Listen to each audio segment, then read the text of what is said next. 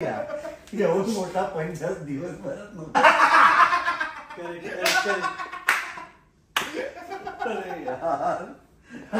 आदर नसल्या कारणाने सोनूचं सोन्या झालंय आणि जेव्हा त्यांना कामा सांगायचे तेव्हा एक असं झालेलं आहे. तर लहान भाऊ. सो नमस्कार, मी पुणे फिल्म्स कडून अनिश पाटील. आज आपण भेटायला आलो आहोत फर्स्ट क्लास दाभाडेच्या टीमला आणि तिन्ही भावंड आपल्यासोबत आहेत.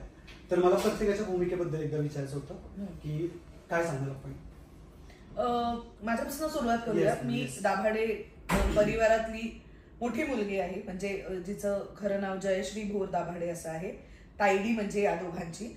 आणि जसे आपल्या घरात आपल्या मोठ्या बहिणी असतात, मी माझ्या घरात पाहिल्यात, हे कॅरेक्टर तसंच आहे. सासर माहेर दोन्ही जपणारी, दोन्हीकडे लक्ष देणारी, कधी कधी थोडं जास्त लक्ष देणारी माहेरी, आणि भावंडांवर प्रेम करणारी. खूप थोडी चिडचिडी आहे, थोडी प्रेमळ आहे, पण आपल्या आजूबाजूला अशी कॅरेक्टर्स दिसतात तशी कॅरेक्टर आहे.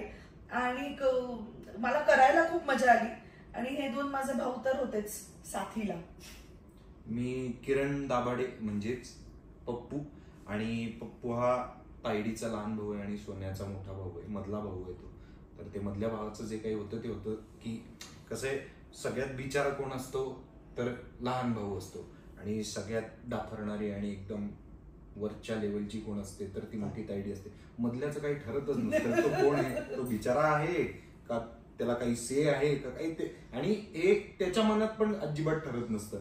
तर किरण हा असाच आहे की तो एकतर त्याचं काही ठरत नसतं की आपल्याला काय वाटतंय, मग कोणाशी बोलावं, मनात जे काही आहे ते भरभर बोलून टाकावं का, हे त्याचं काही एकतर ठरलेलं नसतं. मनातल्या मनात खूप गोष्टी साचून ठेवलेल्या असतात आणि ते बोलायची हिंमत नसते. तर त्याचं एक डिफेन्स मेकॅनिझम काय असतं तर तुसडेपणाने वागायचं. पण त्याला हे कळत नसतं की ते तसं वागता वागता तो स्वतःला तर डिफेंड करतोय, पण तो फॅमिलीला अटॅक करतोय. आणि ते अटॅक फार फार मोठे अटॅक्स होत आहेत आणि ज्याच्यामुळे ताटातूट होण्याची शक्यता फार जास्त असते. तर असा हा किरण आहे आणि फार तसा मनानी फार चांगला आणि गोंडस आहे. आणि सोन्याची बोल आता चांगलं. मी या घरातला सगळ्यात धाकटा भाऊ आहे. जी भावंड आहेत माझी, ती सततच मला त्रास देत असतात, वाईट बोलत असतात. माझं नाव प्रशांत आहे, खरं तर किती छान नाव आहे, पण तरी त्या प्रशांतचं त्यांनी सोनू केले. तर त्यांना माझ्याबद्दल काही आदर नसल्या कारणाने सोनूचं सोन्या झालंय आणि जेव्हा त्यांना कामा सांगायचे तेव्हा एक असं झालेलं आहे. तर लहान भाऊ असल्या कारणाने लहान भावंड उपेक्षित असतात, लहान भावंड शोषित असतात, आणि लहान भावंडांचं अस्तित्व हे स्वघोषित असतं. तसं माझं पात्र आहे. आपण ट्रेलर मध्ये बघितलं की चितिनांची आणि सिद्धार्थ सरांची जी नोकझोक आहे ते आपल्याला पूर्ण फिल्म मध्ये बघायला मिळणार आहे. पूर्ण म्हणजे मॅडमचा एक ठरलेला डायलॉग पण आहे त्याच्यामध्ये, खड्ड्यात जा. करेक्ट. मॅमनी तो त्याच्यामध्ये जीव ओतलाय अगदी, आणि असा जीव ओतलाय त्या दोन शब्दात, खड्ड्यात जा. की माणूस गेलंच पाहिजे. माझ्या मनातलं डायलॉग मध्ये उतरून आलेलं आहे. म्हणजे कोणी घर देता का, घर नंतर खड्ड्यात जा, हेच तुझं फेमस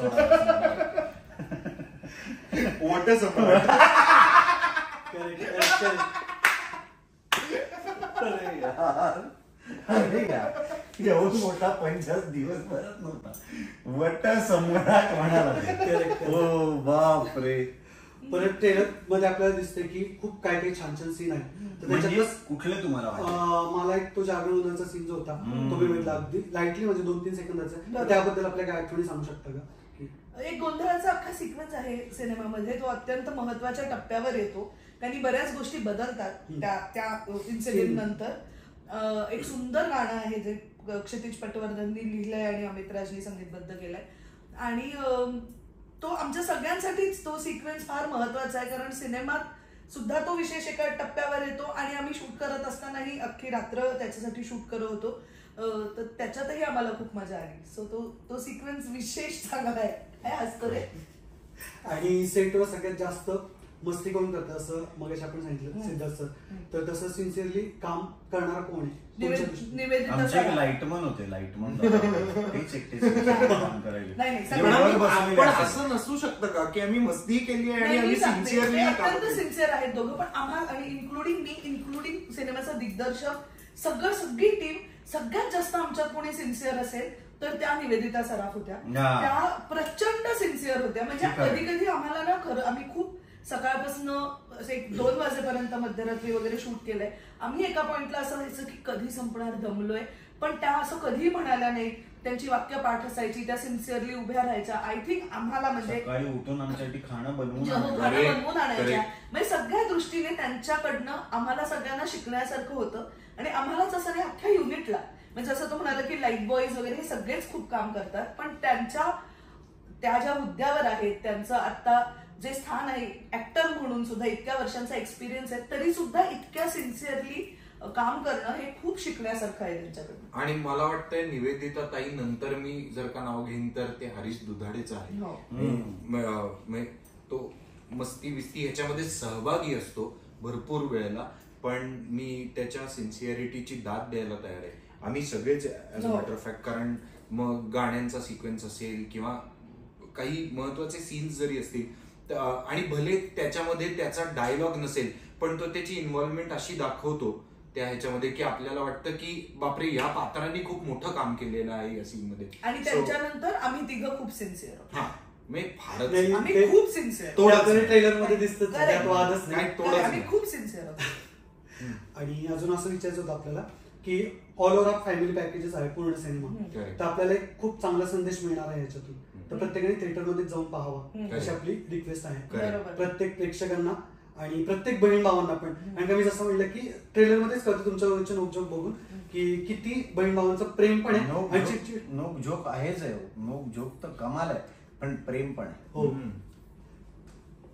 ओके, सो नक्की थिएटरमध्ये आपण बघूया. प्लीज बघा 24 जानेवारी पासून Yes. तुमच्या जवळच्या चित्रपटगृहात फॅमिलीला घेऊन जा आमचा फर्स्ट क्लास दाभाडे हा सिनेमा बघायला.